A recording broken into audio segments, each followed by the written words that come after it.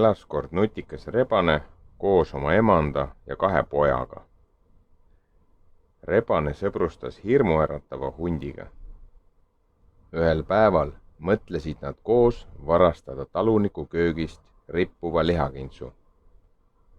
Too see ära ja viska mulle välja. Ma jätan pool sulle, ütles rebane hundile. Hunt roniski läbi akna talukööki ja viskas lihakantsaka rebasele. Talunik aga nägi hunti ja hakkas teda taga ajama. Lõpuks õnnestus hundil aknast välja hüpata ja pakku pääseda.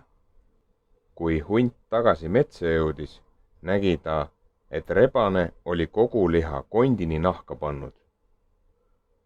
Palun, siin on sinu pool saagist, kont, ütles rebane. Oh, sa varganägu, karjus hunt. Homme tulen ma sinu juurde ja siis sa alles näed. Rebane lõi kartma. Ta arvas, et hunt tuleb talle kätte maksma. Terve öö kõndis rebane rahutult ringi ja mõtles, mida teha. Äkitselt tuli talle hea mõte. Ma maskeerin end ära, mõtles rebane. Järgmisel hommikul pani rebane endale pähe oma emanda kübara ning jalga emanda sussid. Nad jõid parasjagu koos teed, kui vihane hunt sinna jõudis. Kus rebane on, küsis hunt. Ma tahan talle õppetunni anda. See on minu õde, vastas rebase emand. Minu meest pole täna kodus. Rebane värises hirmust, kuid lausus peenel häälel. Meeldib tutvuda, härra hunt.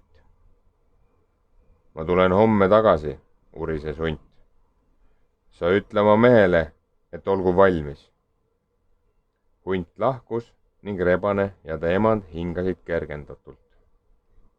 Mida sa homme teed, kui ta tagasi tuleb, küsis rebase emand. Rebasel oli plaan juba valmis. Järgmisel päeval käskis rebane ühel oma poegadest kodust kaugele asetseva vana kännu sisse peitu pugeda. Kui sa hunti näed, tule oma peidupaigast kohe välja, käskis rebane. Peagi jõudiski hunt rebase juurde. Nüüd on tasumise tund, sõnas hunt. Tervist, hunt. Me just rääkisime sinust. Mu poeg arvab nimelt, et ta jookseb sinust kiiremini, vastas rebane. Hunt turtsus naerda ja ütles, see pole võimalik.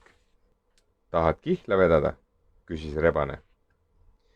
Kui minu poeg jõuab enne sind vana puukännu juurde, pead sa mu täna rahule jätma.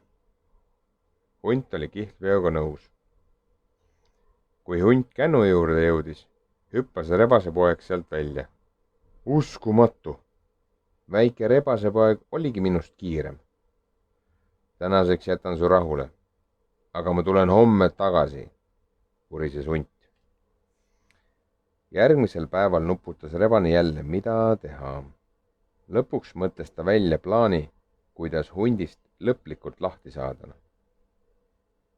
Rebane läks metsa ning otsis välja sealt mesilaspesa, mis oli mesilasi täis ja tilkus meest. Rebane viis selle koju, jättes endast maha mesise raja.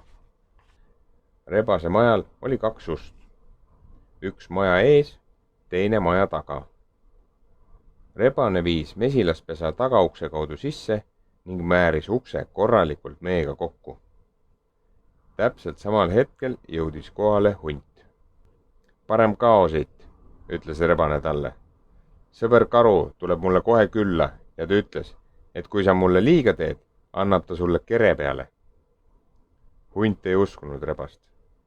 Karu pole sinust sõber. Kas tõesti? Küsis rebane. Mine vaata maja taha. Hunt läkski tagaukse juurde, määrdes jalad meega kokku. Metsas elab vana karu, kes oli vahepeal avastanud meeraja. Ta kõndis mööda seda rebase majani, jõudis tagaukseni ja pistis oma suure pruuni pea sealt sisse. Hunt nägi karu ja kukkus suurest hirmust kisama. ta lõhnas aga mee järele ning karu tahtis teda puhtaks lakkuda.